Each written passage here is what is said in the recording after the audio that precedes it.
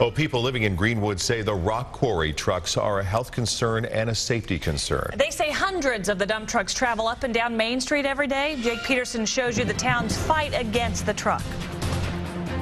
The gravel trucks run down Main Street right past the elementary school and right past Lori Warren's home. Probably about every 5 minutes you'll see one come through. She says if you live in Greenwood, you live with trucks. It's just another business. They've got to make a living too, you know, and that's how they make their living. These are men trying to make a living doing something.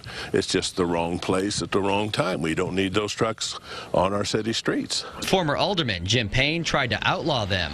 Payne and a few aldermen were in a 4-year-long battle with the Quarry company.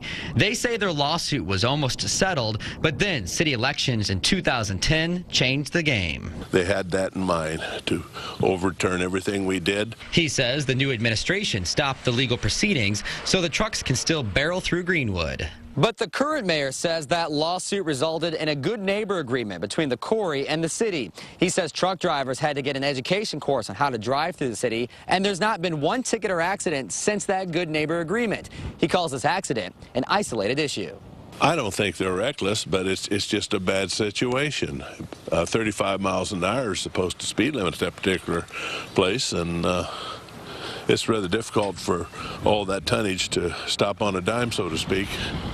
But they shouldn't be around the school area.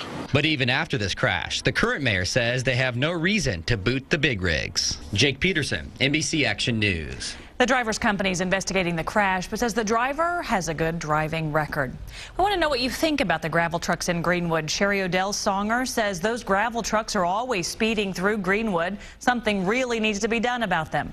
We'd like to hear your thoughts about it. Tell us on Facebook.com/NBC Action News.